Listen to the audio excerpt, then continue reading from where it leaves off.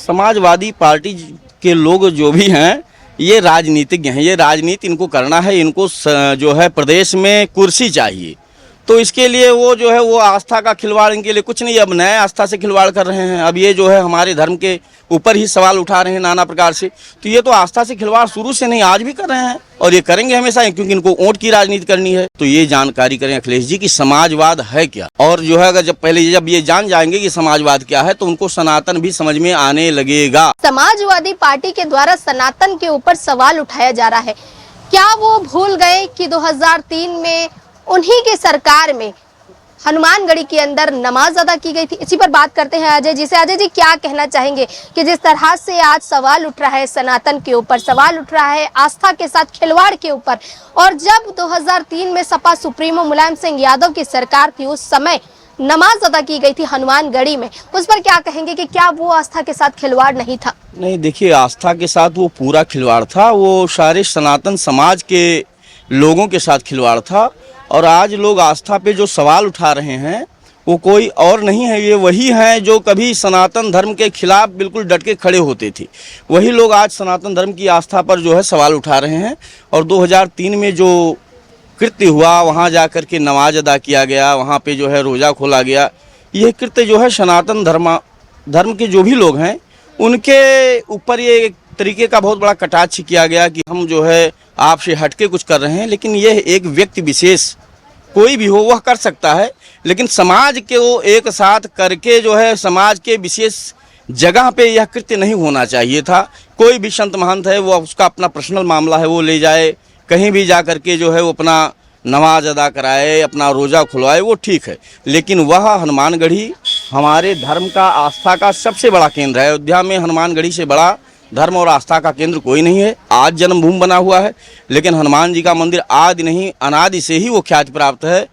और इसलिए ये तो बहुत बड़ी आस्था का विषय था जिस पर उन्होंने चोट पहुंचाया। बाद में हनुमानगढ़ी के कुछ संतों ने ही जाकर के इनका विरोध न्यायालय में किया, और न्यायालय के द्वारा जब डांट पड़ी कि यहाँ पे यह कृत्य नहीं हो सकता है, उसके बाद यह कृत्य वहाँ जाकर के बंद हुआ। क्या इसमें हमने सुना है कि योगी आदित्यनाथ जब वो मुख्यमंत्री नहीं थे उस समय भी उन्होंने मुखर होकर के आवाज उठाई थी, एक आंदोलन खड़ा किया था उस समय उन्होंने, और क्या ये समाजवादी पार्टी के लोग भूल गए हैं कि उस समय आस्था के साथ तो खिलवाड़ हुआ? समाजवादी पार्टी के लोग जो भी हैं ये राजनीतिज्ञ हैं। ये राजनीति इनको करना है, इनको जो है प्रदेश में कुर्सी चाहिए। तो इसके लिए वो जो है वो आस्था का खिलवाड़ इनके लिए कुछ नहीं। अब नए आस्था से खिलवाड़ कर रहे हैं। अब ये जो है हमारे धर्म के ऊपर ही सवाल उठा रहे हैं नाना प्रकार से। तो ये तो आस्था से खिलवाड़ शुरू से नहीं, आज भी कर रहे हैं और ये करेंगे हमेशा, क्योंकि इनको वोट की राजनीति करनी है। भाई, आस्था से क्या लेना देना, इनका धर्म से क्या लेना देना है, या राम से क्या लेना देना है? कब ये राम के लिए मुखर हुए या कब ये कृष्ण के लिए मुखर हुए? भाई, किसी के लिए नहीं मुखर हुए, ये सिर्फ अपनी राजनीति के लिए ही मुखर हुए हैं। राम को काल्पनिक बताते थे, कहते थे राम काल्पनिक है, मैं पूजा पाठ नहीं मानता। आपने इनके वीडियो देखे होंगे अखिलेश यादव के, और वही अखिलेश यादव आज कह रहे हैं कि सनातन के साथ खिलवाड़ हो रहा है, कह रहे हैं समाजवाद ही सनातन है। ये एक बैनर लगा है लखनऊ में जहाँ पर लिखा है कि समाजवाद ही सनातन। आपको क्या लगता है? ठीक है, समाजवाद सनातन है। पहले तो ये जानकारी करें अखिलेश जी कि समाजवाद है क्या, और जो है अगर जब ये जान जाएंगे कि समाजवाद क्या है तो उनको सनातन भी समझ में आने लगेगा। जब राजनीति से ऊपर उठ कर के देखेंगे तो यहीं सन 1990 में मुलायम सिंह ने एक शब्द कहा था कि इस मस्जिद पर परिंदा भी पर नहीं मारेगा, जिसमें कई कारसेवकों को गोली मारी गई। तो वो ये उन्हीं के तो संतान हैं। इनसे आप कितनी ज़्यादा उम्मीद रख सकते हैं भाई? आज ये सिर्फ चोला बदल रहे हैं, ये दिखा रहे हैं कि हम जो है अब राम के हो गए हैं।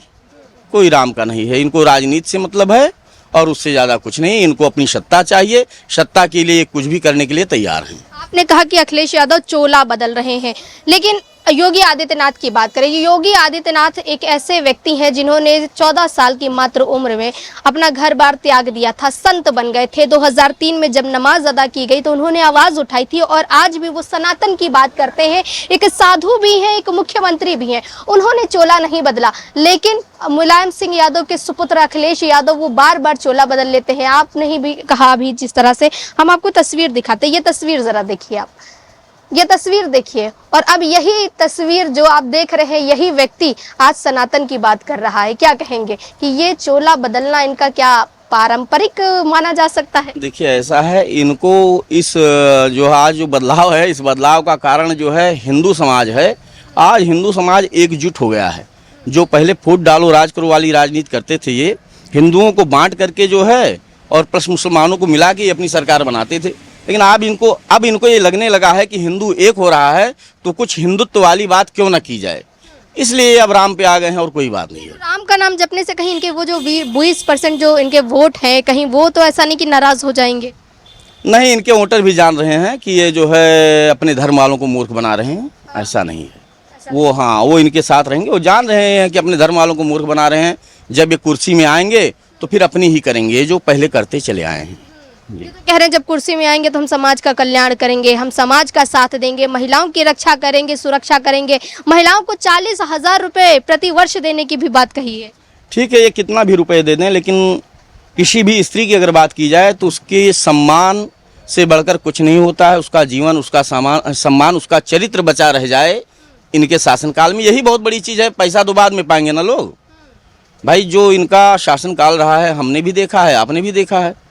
वो शासनकाल कैसा रहा है, उस समय दुष्चरित्र कितना फैला हुआ था, चोरी डकैती की स्थिति क्या थी।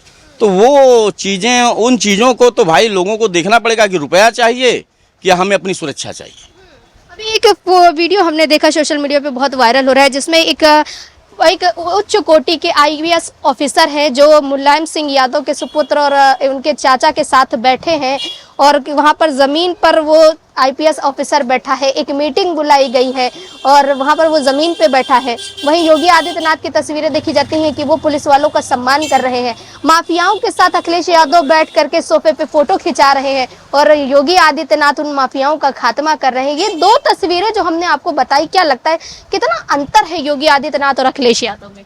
देखिए, अंतर होता है संस्कारों का, बस दोनों के संस्कार में अंतर है। ये अपने परिवार में पले, इनका परिवार का संस्कार जैसा था वैसा पाया। ये अपने परिवार से छूट कर आए, साधु समाज में जिए, तो ये सत्य सनातन के मार्ग पर ही चलना योगी जी पसंद कर रहे हैं, वो जो सर्वोत्तम है जो है जी। अखिलेश यादव जो 27 का सपना देख रहे हैं कि 27 के सत्ताधीश बनेंगे, कई बार पोस्टर भी लगवाए हैं, क्या लगता है कि ये सपना क्या उनका साकार होगा 2027 से? वैसे ये सपना साकार तो नहीं होना चाहिए, लेकिन हिंदुओं में एक बड़ी मजबूरी है कि जातियों में बांट करके उनको जो है तोड़ दिया गया है और उसका लाभ ये लेने की कोशिश कर सकते हैं। जैसा कि आपने उसका लाभ ये जो है पाए थे, क्या कहते हैं आप, जो भी लोकसभा का चुनाव हुआ था उसमें इनको उसी का लाभ मिला था और कोई लाभ नहीं था। योगी जी ने बोला तो है कि बटोगे तो कटोगे। हाँ, तो बोला है तो हमको समझ में आना भी तो चाहिए। भाई वो कह रहे हैं बटोगे तो कटोगे, लेकिन जब हमको समझ में आएगा तभी तो ये मामला जो है सही होगा। हम नहीं समझेंगे तो कैसे होगा जो है। क्या लगता है अयोध्या की जनता की पहली पसंद क्या है, योगी आदित्यनाथ या अखिलेश यादव? नहीं, अयोध्या की जनता की पहली पसंद योगी जी ही हैं। सिर्फ अयोध्या की या पूरे उत्तर प्रदेश की? नहीं, हम उत्तर प्रदेश का नहीं बता सकते हैं, हम अयोध्या वासी हैं तो अयोध्या की ही बात बता सकते हैं जी। तो डॉक्टर साहब का ये कहना है कि जिस तरह से अयोध्या की बात हो रही है, अयोध्या में जिस तरह से सनातन के ऊपर सवाल उठ रहा है, 2003 में सनातन के साथ खिलवाड़ हुआ था।